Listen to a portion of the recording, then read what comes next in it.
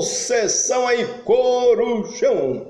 Bem-vindos, bem-vindas. Muito obrigado pela audiência, pela sua participação. Olha eu aí, ei, chegando aí na sua casa. Abre aí a porta. Vamos que vamos, nobres senhores. Aqui você tem direito à informação. Exatamente. Vamos entreter. Exatamente. Receba aí os meus cumprimentos, o meu carinho aí à sua casa, ao seu lar. Muito bom te ver por aqui. Muita coisa boa dentro de pouco tempo. Um grande um beijo no coração para todos vocês que têm compartilhado, comentado. Seriamente. Vamos agora conversar. Vamos agora animar. Chegou a vez agora. O direito à informação. Mete o dedo logo abaixo se inscrevendo. Levanta da poltrona, folgado. Vamos que vamos, nobres senhores, acerca dos sujeitos processuais do Código de Processo Penal. O que são sujeitos processuais? Você já pensou em uma resposta agora positiva? Já buscou energias? Os seus fluidos? Você já buscou agora sua fé, sua oração? Nesse exato momento, nobres senhores, acerca dos sujeitos processual, o qual vai abranger e contemplar quem? O cara, o juiz, o Ministério Público, o defensor dativo e público, o curador, o acusado e o assistente de acusação. Quem é o juiz? Quem é o cara? O juiz é o sujeito processual, imparcial. Ele é imparcial. Ele tem esse donativo de agir com imparcialidade. Ele não pode aplacar a raiva, a ira, o ódio e a fraqueza. Mas ele tem que ser imparcial. Tem que agir com imparcialidade. São sujeitos processuais parciais. Representado por quem? Pela acusação. E quem é a acusação? O Ministério Público, o MP, ou o querelante. E pela defesa, o acusado, que é o réu ou querelado. O princípio dos sujeitos processuais, como previsto no Código, é a figura do juiz, que concentra em uma única figura as funções de acusar, defender e julgar. Com o advento do sistema acusatório, para ter maior relevância, a imparcialidade do juiz. Imparcialidade que possui íntima relação com o princípio do juiz natural, com a respectiva vedação ao juiz ou tribunal de exceção, visando evitar a alteração de determinada, concreta e específica decisão. O Ministério Público no processo penal é uma instituição de capital importância, pois funciona um tempo de regra como próprio titular da ação penal e ainda tem uma função mais genérica, que é de fiscalizar o cumprimento da lei, o qual em muitas oportunidades suplanta a primeira, como qual o ensejo da conclusão do procedimento. O representante do Ministério Público, em vez de insistir no pedido de condenação do acusado, pede que o mesmo seja absolvido por estar convencido, afinal que provas não há como incriminá-lo, consoante pronunciou a denúncia no primeiro momento da causa criminal. Com isso, o representante do Ministério Público não se desnatura, antes se afirma como tal, pois a sua missão principal é ser fiel executor da lei, e não da vontade partidária ou subjetiva de quem quer que seja. Já por sua vez, o defensor, procurador ou representante da parte é o quem? É quem? O advogado, o sujeito especial do processo penal, com atuação obrigatória, por faltar na parte a capacidade para exercer o exercício seja postulatório. O defensor é a figura juridicamente poliédrica de mandatário, é o substituto processual e representante do acusado. O defensor pode ser dativos, que é aquele nomeado pelo juiz, ou que podendo não constituir defensor. E o defensor público é aquele que é reservado aos mais necessitados, cara. Quanto aos curadores, esses são aqueles nomeados aos réus, revés, citado por edital, réu preso, incapaz, sem representação, é o acusado que instaura procedimento de insanidade mental. Em relação ao acusado, basicamente é preciso verificar se a figura do acusado é capaz de integrar a relação processual penal ou tem capacidade de estar em juízo. O assistente de acusação, parte contingente desnecessária e eventual que tem por finalidade obter a condenação do acusado para a reparação civil. Sua função é auxiliar, ajudar, assistir o Ministério Público, acusar e secundariamente garantir os seus interesses, reflexo quanto à indenização civil e os danos causados pelo crime. A seguir agora, conforme esse título, o título 8 do Código de Processo Penal, os sujeitos do processo penal, instaurada a relação processual, nela irão atuar os chamados sujeitos processuais. São aquelas pessoas entre as quais se constitui, desenvolver-se e completa a relação jurídica processual. Distingue-se os titulares da relação processual em princípios e acessórios. Os sujeitos principais do processo temos aqui o cara, o juiz, o autor e o réu. O juiz, o autor e o réu. Esse círculo, os secundários, acessórios, são as pessoas que têm direito perante o processo, mas pode existir ou não, sem afetar a relação processual. Existe ainda terceiros que não têm direitos processuais e que apenas colaboram com o processo, podendo ser os interessados ou os não interessados. Classificações dos sujeitos processuais. Sujeitos principais que compõem a relação jurídica processual. Juiz e partes, sem as quais não é possível nem mesmo a ideia do processo. Sujeitos secundários ou acessórios, que intervêm no processo, embora não seja, em essência, sujeitos processuais, por carecerem do poder de iniciativa e de decisão. São sujeitos de determinados atos processuais, indispensáveis ao desenvolvimento da relação processual. Como exemplo, os auxiliares da justiça, escrivão, escrevente, distribuidor, contador, oficial de justiça, o assistente de acusação, ou terceiros que podem ser de duas ordens. Terceiros interessados são os ofendidos, seu representante legal, seus herdeiros, no artigo 36. Também as pessoas enumeradas no artigo 31, em razão do artigo 36 do Código de Processo Penal. O fiador do réu, em virtude que se contém nos artigos 341 e 343. Terceiro de boa-fé, em poder de quem a res for apreendida. Os terceiros desinteressados, a testemunha. Os peritos, tradutores e intérpretes também podem ser considerados auxiliares do juízo, como terceiros desinteressados. Para o presente comentário aqui, interessará o estudo do juiz, do Ministério Público, do acusado, do defensor, como do assistente da acusação. As partes no processo penal, temos por parte formal a posição processual de determinada pessoa, em que determinado processo, com abstração do conteúdo de suas manifestações, e por parte material aquelas pessoas que atuam com parcialidade, ou seja, que defende a aplicação do direito unicamente enquanto for favorável à relação jurídica material levada ao processo.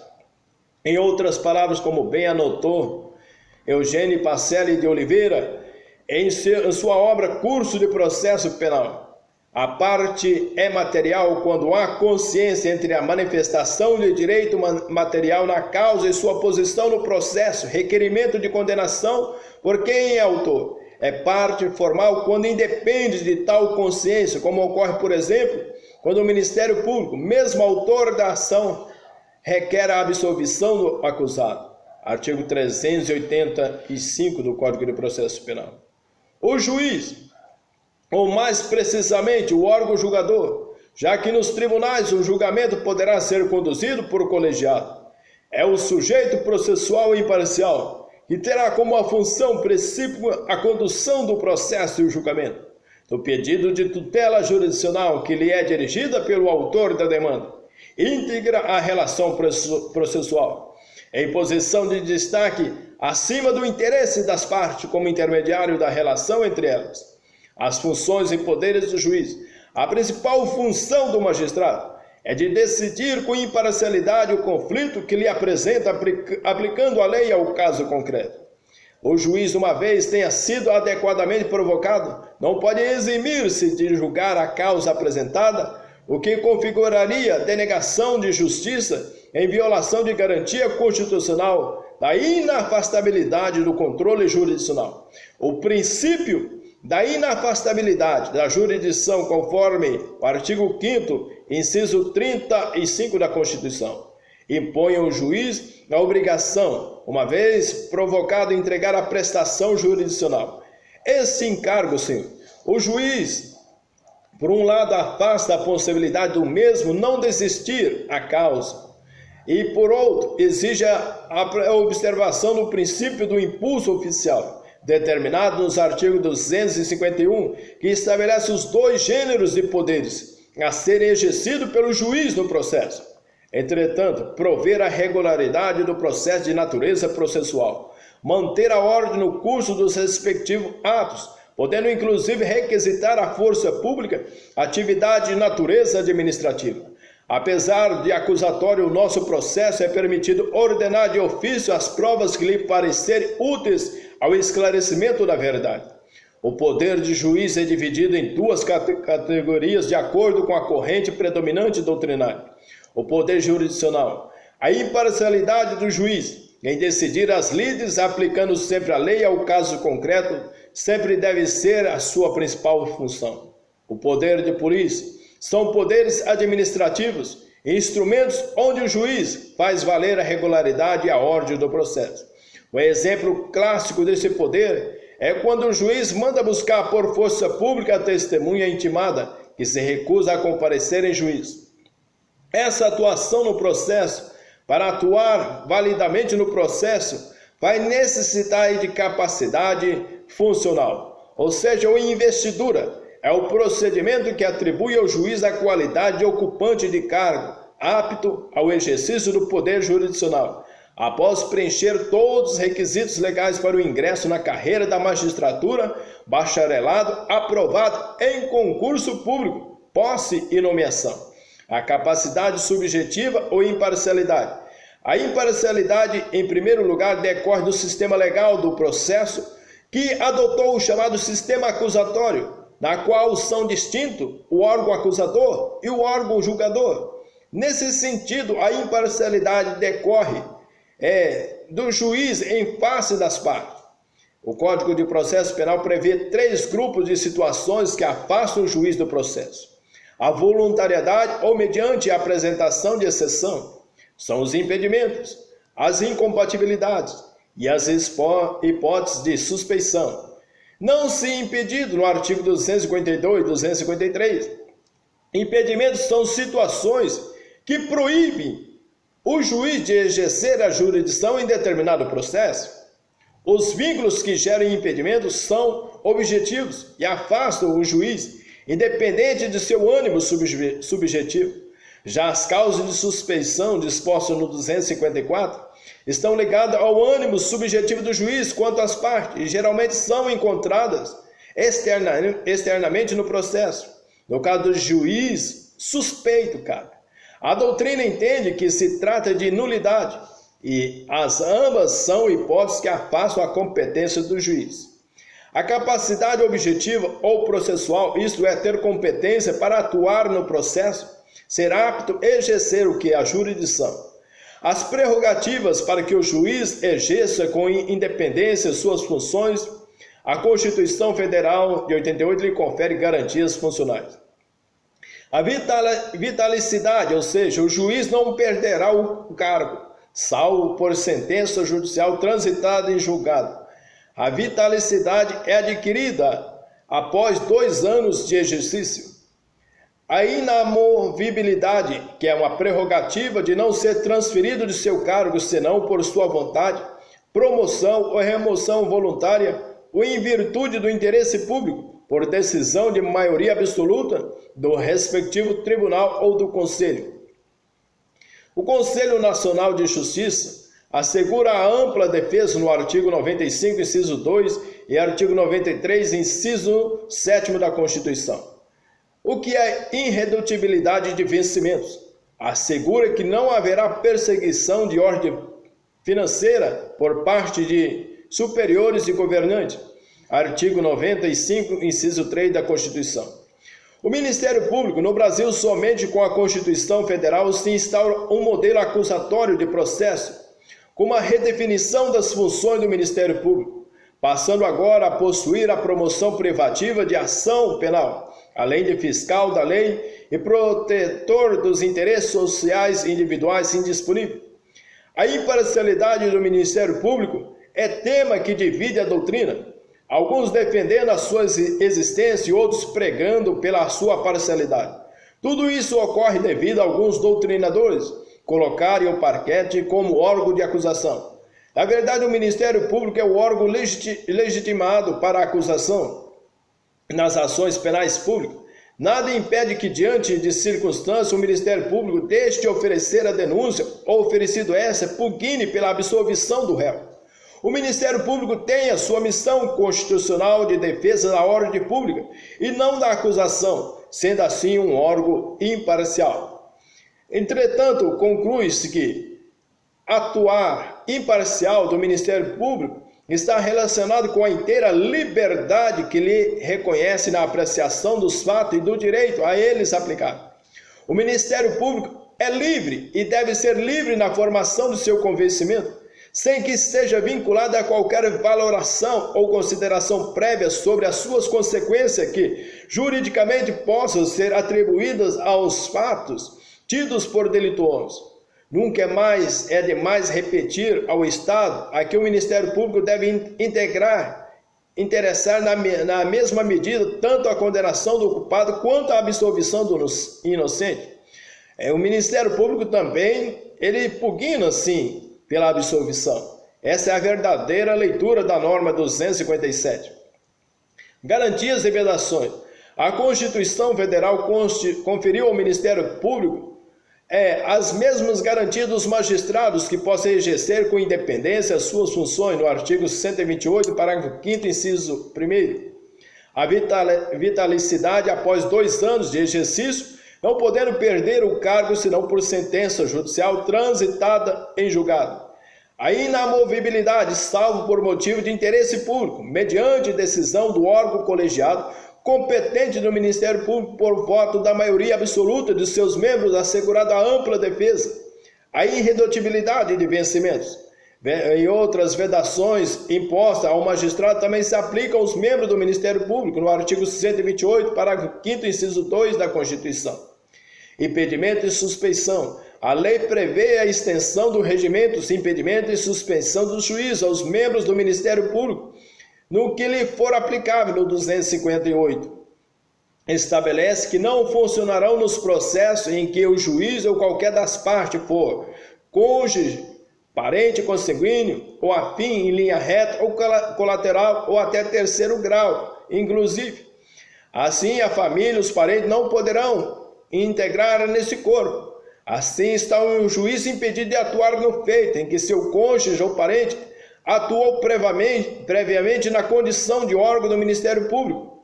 O promotor é quem estaria impedido de funcionar se seu cônjuge ou parente oficiou precedentemente na qualidade de juiz. O promotor natural, a corrente dessa interpretação, que é a garantia esculpida pelo artigo 30 e inciso 53 da Constituição, ninguém será processado nem sentenciado senão pela autoridade competente. Consagra não apenas o princípio do juiz natural, mas também o direito de toda pessoa ser acusada por um órgão estatal imparcial, cujas atribuições tenham sido previamente definidas pela lei e o promotor natural. Os princípios institucionais, nos termos do artigo 127, parágrafo 1º da Constituição, são 3 princípios que regem a atuação ministerial. A unidade do caráter uno do Ministério Público decorre o fato de que, quando seus membros atuarem, fazem em nome da instituição e não em nome próprio. A unidade restringe-se ao âmbito de cada um dos ministérios públicos, sem que possa se falar em irradiação do princípio para abarcar instituições diversas. Não há unidade entre o Ministério Público Federal e os estados, entre os Ministérios Públicos de estados diversos. A indivisibilidade permite que os membros do Ministério Público sejam substituídos uns pelos outros, das formas previstas em leis, sem qualquer prejuízo para o processo. A independência funcional consubstancia-se na vinculação do membro do Ministério Público a qualquer manifestação processual externada anteriormente por ele ou próprio ou por ato integrante de carreira, e ainda não sujeição à influência exercida por órgãos superiores no tocante ao que comporta o seu comportamento processual. A atuação e ônus processual. Por exemplo, a atuação do Ministério Público pode iniciar-se antes do exercício da ação penal, tal como ocorre quando requisitaria a instauração de inquérito policial ou a realização de diligências investigatórias. Artigo 129, inciso 7º da Constituição. Quando atua como parte, tem a atividade vinculada aos princípios da obrigatoriedade ou da legalidade e da indisponibilidade. Aí porque tem de exercer então a ação penal sempre que verificar a existência de prova da existência de fato criminoso e de indícios de autoria, além do que dela não pode desistir. Na qualidade de parte, deve arcar com ônus processuais decorrente do exercício do direito de ação, zelando após o oferecimento da denúncia pela produção das provas necessárias, convencimento do magistrado, acompanhando a realização dos atos processuais, se for o caso, apresentando recurso ou ações de impugnação, inclusive em favor do acusado. Diante das particularidades das funções do Ministério Público na ação penal, privada, subsidiária da pública, e da imprescindibilidade de atuação, fala-se em tal hipótese que é interveniente, adesivo, obrigatório. Entre essas prerrogativas, a Lei 8.625 estabelece que prerrogativas institucionais e processuais de que gozam os interesses do Ministério Público, dentre as quais se destacam ter vista dos autos após a distribuição às turmas ou câmaras e intervir nas sessões de julgamento para a sustentação oral ou esclarecimento da matéria de fato, examinar em qualquer juízo ou tribunal autos de processos findos ou em andamento, ainda que conclusos à autoridade, podendo copiar peças e tomar apontamento, examinar em qualquer repartição policial autos de flagrante ou inquérito findos ou em andamento, ainda que conclusos, a autoridade podendo copiar peças e tomar apontamentos, tomar assentos à direita dos juízes da primeira instância ou do presidente do tribunal, câmara ou turma, o defensor, como decorrência da garantia constitucional do contraditório e da ampla defesa. O artigo 261 determina: nenhum acusado, ainda que ausente ou foragido, será processado ou julgado sem defensor. O defensor, também denominado de procurador, é o profissional habilitado, quem? O advogado, o defensor ou procurador do Estado, onde não houver defensoria pública, com função indispensável à administração da justiça dotada de conhecimento técnico a ser utilizados no processo penal para a defesa do acusado.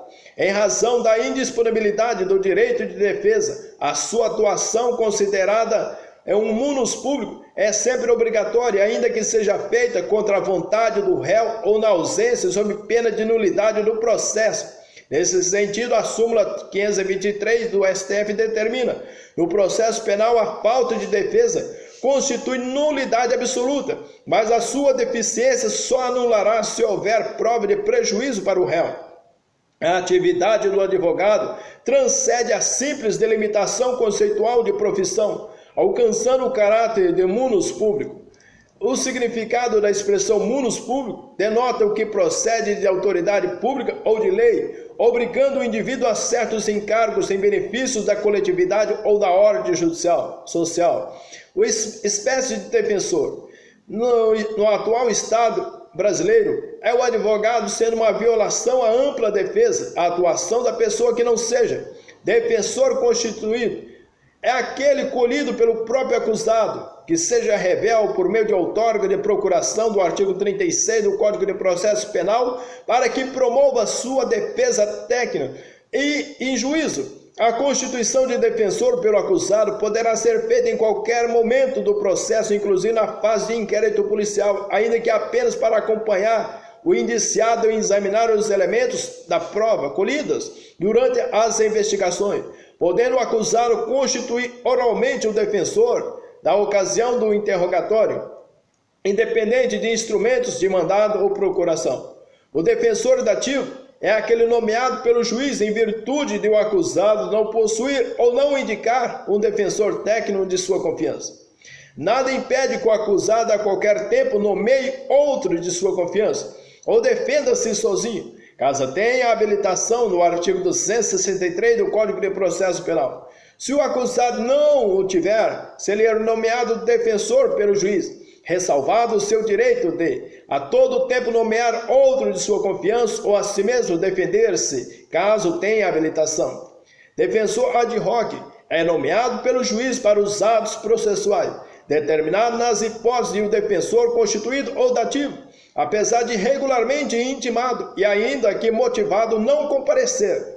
Conforme a nova redação da Lei 11.719 de 2008, o artigo 265, em parágrafos, passou a dispor de forma diferente sobre o adiamento ou não da audiência em caso de faltar defensor.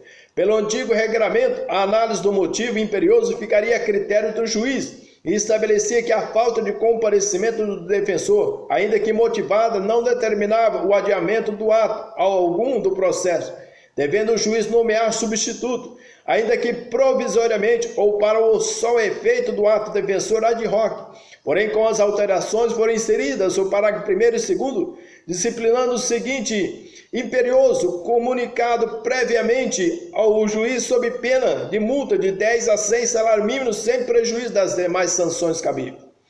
No parágrafo 1º, a audiência poderá ser adiada se por motivo justificado o defensor não puder comparecer. O inciso 2, incumbe ao defensor provar o impedimento até a abertura da audiência. Não o fazendo, o juiz não determinará o adiamento do ato algum do processo, devendo nomear defensor substituto, ainda que provisoriamente ou só para o efeito do ato.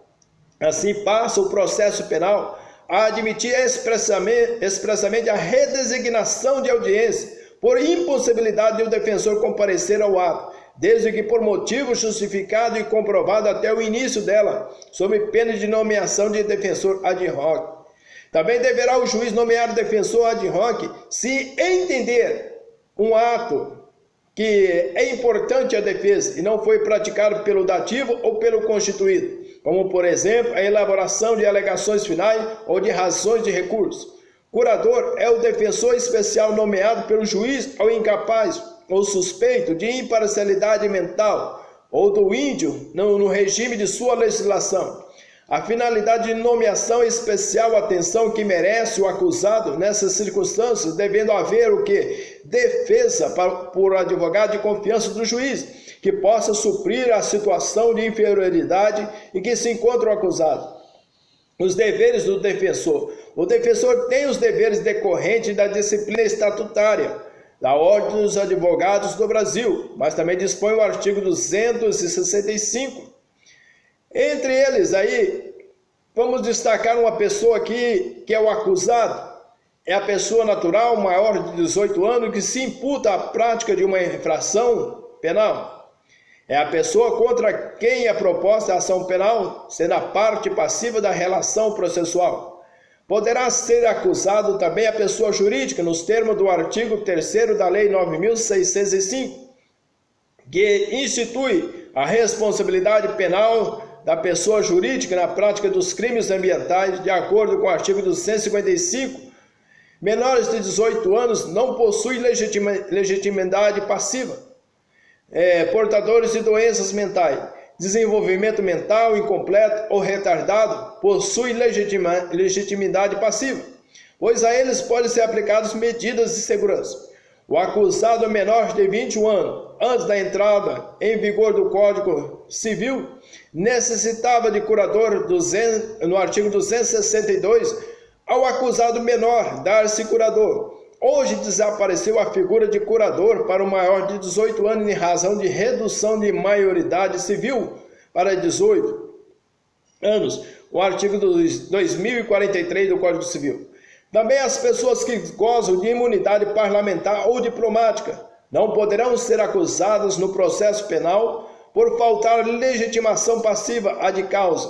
O acusado, ainda que ausente ou foragido, terá sempre defensor, cabendo ao juiz o dever de velar pela defesa técnica, que é necessária a impossibilidade de identificação do acusado com seu verdadeiro nome ou outros qualificativos não retardará a ação penal, quando certa a identidade física, a qualquer tempo no curso do processo do julgamento ou da execução da sentença, se for descoberta sua qualificação, fazer-se a retificação por termo nos autos.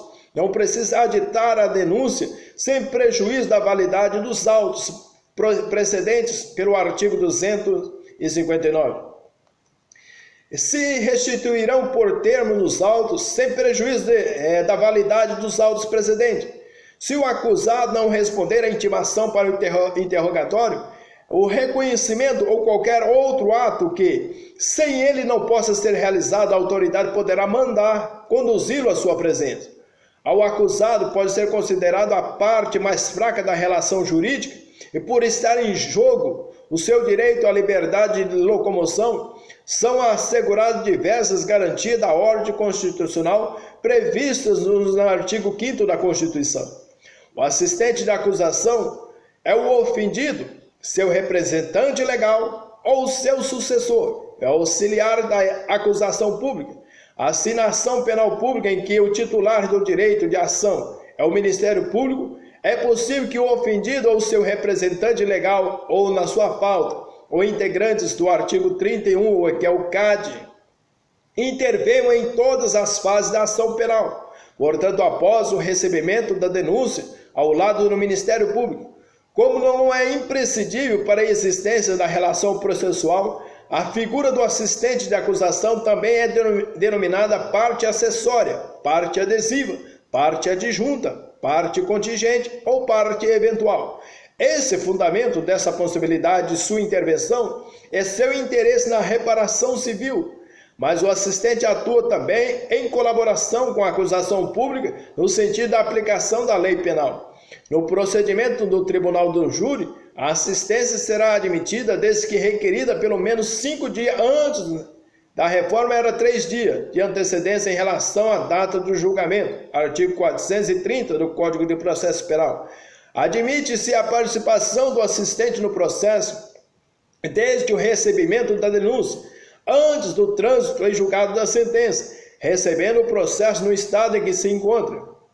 Em regra, só é possível a existência da figura do assistente na ação penal pública, seja ela condicionada ou incondicionada. Assim, na ação penal privada não há que se falar em assistente, pois o ofendido atua sempre como parte principal. Companheiro da vítima que não tenha deixado descendentes em virtude da falta de previsão legal. O espólio, uma vez os inventariantes, só o representa para fins civis. Quem não for vítima em virtude da falta de interesse em obter a reparação dos danos decorrentes da conduta criminosa, a finalidade da assistência. O corréu no mesmo processo, salvo se observido por sentença transitada em julgado. O corréu no mesmo processo não pode intervir como assistente do Ministério Público. A admissão do assistente, o Ministério Público será sempre ouvido previamente sobre o pedido de admissão de assistente e da decisão que admitir ou não, fundado na falta de requisitos legais, não caberá recurso. No despacho que admitir ou não assistente, não caberá recurso, devendo, entretanto, constar dos autos o pedido e a decisão. Todavia, da decisão que não admite o assistente, caberá a impetração de mandado de segurança, e da decisão que excluir o assistente, caberá correção parcial. A função do assistente é auxiliar a acusação, para que com isso obtenha, por meio de condenação, um título executivo que servirá de base para a propositura de uma futura ação ex delicto. Além disso, conforme a doutrina moderna, o acusado atuará também na aplicação da lei penal. Os poderes do assistente, em razão de supradisposto, os poderes do assistente são restritos, podendo praticar somente os atos previstos no parágrafo 271.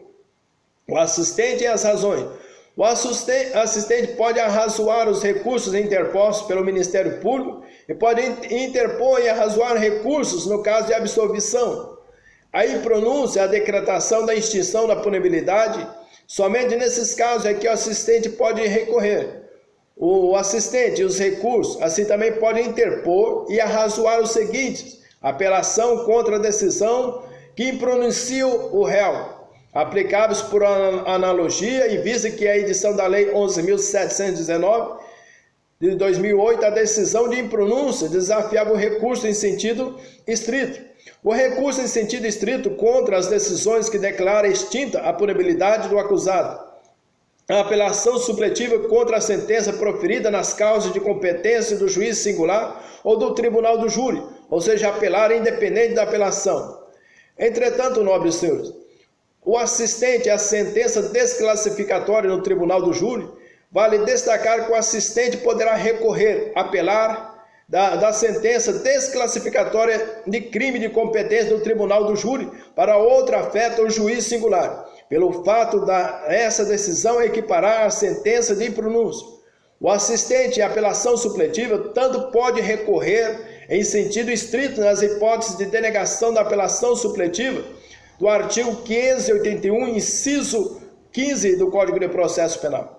A apelação supletiva é um recurso interposto pelo ofendido ou por qualquer das partes enumeradas no artigo 31, ainda que não tenha habilitado como assistente na hipótese de omissão do Ministério Público no prazo legal diante de uma sentença absolutória proferida nos crimes de competência do tribunal do júri ou do juiz singular.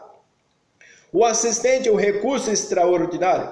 O assistente pode ainda interpor recurso extraordinário contra as decisões proferidas no recurso por eles apresentado.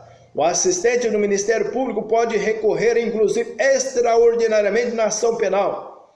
Situações nas quais o assistente não pode recorrer: das decisões de pronúncia, das decisões de absolvição sumária, das decisões de rejeição da denúncia, das decisões que concedem o desaforamento, não pode requerê-lo, do despacho que concede a fiança, do acordo que julga a revisão criminal. O assistente, o arrolamento de testemunha.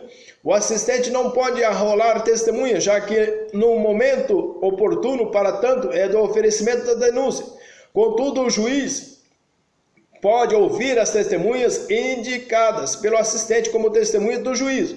O assistente, em sua intervenção no processo penal, ao entendimento doutrinário, no sentido de que o assistente de acusação somente pode intervir no processo penal quando demonstrar interesse de cunho econômico na condenação do réu. É o ressarcimento civil futuro por formação de um título executivo judicial. A sentença penal condenatória irrecorrível, não podendo, por exemplo, recorrer da sentença condenatória para pleitear o aumento da pena do réu. Entretanto, na conclusão, podemos fazer uma análise sobre os sujeitos processual do processo e seus aspectos mais relevantes. A que se tem em vista é o fato de que cada sujeito processual examinado interfere no processo consoante as peculiaridades que lhe são conferidas por lei, contribuindo para o alcance da finalidade do processo de lograr a aplicação justa de ius puniendi, monopolizado pelo Estado, imprescindível para a comunicação jurídica que tanto almeja o direito à segurança e para o próprio ente estatal, o qual, através da persecução penal, ratifica sua soberania e restaura aí a ordem jurídica. Nobres senhores, está aí a contribuição para os nobres senhores acerca dos sujeitos processuais do processo. Bem-vindos, bem-vindas, um grande ó, um beijo no coração, até o próximo vídeo, se Deus quiser, em nome de nosso Senhor Jesus.